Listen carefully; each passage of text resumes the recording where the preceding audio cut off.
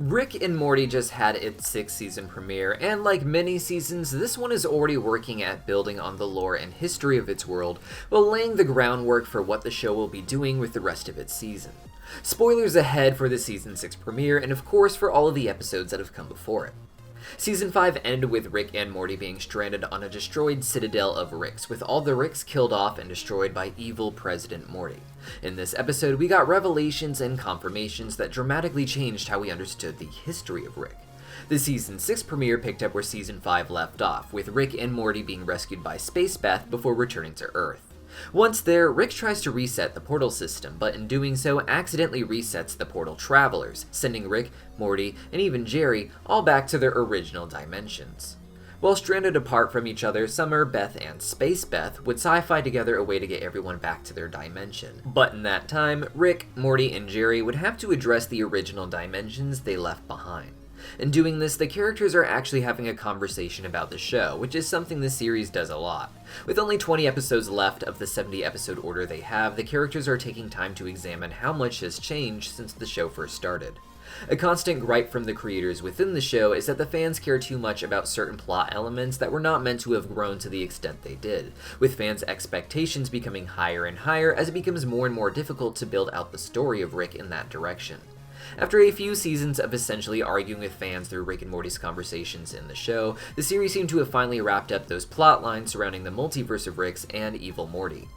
And in the beginning, the Season 6 premiere felt like a follow-up to those ideas, returning Rick and Morty to their home dimensions to give a final goodbye to who they were so the show can focus on who they are now. In the Season 3 premiere, we saw that in Rick's home dimension, he was failing to make general portals to travel through, let alone interdimensional travel. It is here that a Rick who I see fans referring to as Weird Rick comes out of a portal and introduces himself to our Rick.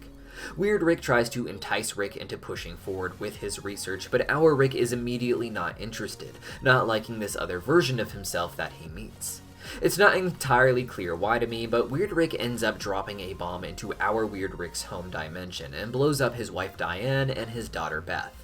This may have been meant to kill our Rick, as well as any Ricks who don't join the Rick Alliance of Science, or it may have been purposely done to kill Rick's family to force him to create a portal gun to try and find a replacement family. With that in mind, he would end up dedicating himself to trying to find and kill Weird Rick, wherever he may be in the multiverse. The other Ricks had formed an alliance to protect themselves against outside threats, mostly the Galactic Federation that exists in most any universe that Rick has, but they would also unite against our Rick, who had no problem killing as many Ricks as he needed to get to Weird Rick, or any information about him.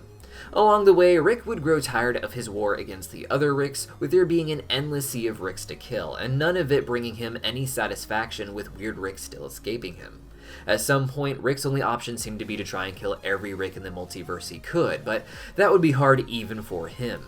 In the Season 5 finale, we see that our Rick and the General Council of Ricks reach something of a peace agreement after this. As part of this agreement, Rick and the multiverse of other Ricks would stop fighting one another, and Rick would help build a Citadel that could travel from one dimension to the next as needed, keeping the many Ricks of the multiverse safe from any of their enemies by never being in the same place in the same dimension for too long.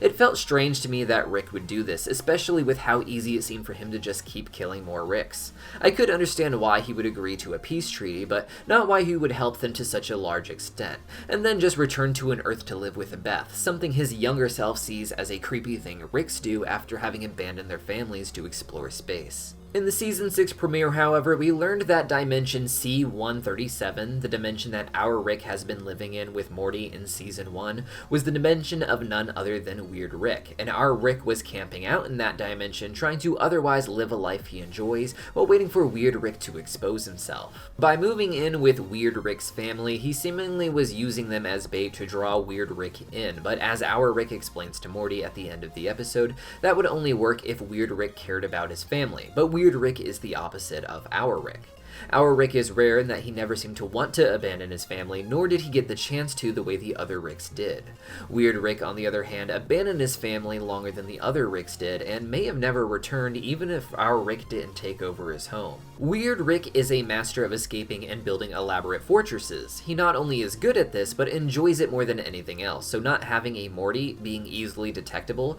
is part of his goals, allowing him to have a fun escape, whether it's from our Rick or the Galactic Federation. Even if our Rick storms the fortresses and succeeds, Weird Rick could generally just portal away at the last moment. With the portal network destroyed, however, Weird Rick would not be able to hop away through a portal, leaving only his fortress for Rick to worry about. With that in mind, Rick escapes his home dimension, travels to Morty's home dimension, and goes after the Weird Rick who killed his wife and daughter.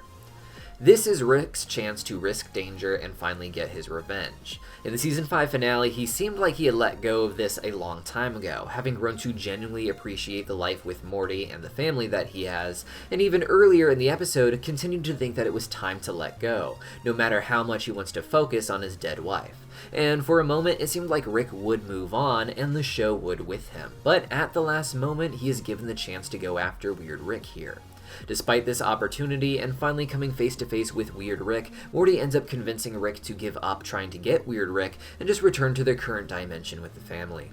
The episode ends with the gang accidentally destroying the entire world and having to move to a new dimension where they each bury the version of themselves from this reality who had conveniently died of natural causes. Despite Morty's speech to Rick that the only thing that mattered anymore was him and Rick going on adventures, Morty brings up his fears that Rick is just using Morty for bait still, and is waiting for his chance to kill Weird Rick. Rick explained that Weird Rick never came back for his family because he doesn't love them, and that our Rick keeps coming back, especially when Morty asks, because he does. This is just Rick's story in the episode, with Jerry and Morty also having their own, dealing with how much they have changed over the years, and why certain parts of their story were necessary to become these new people ready to leave behind their original dimensions, and with that, their original plots, and to move on into what the show is going to be about for the next season or two.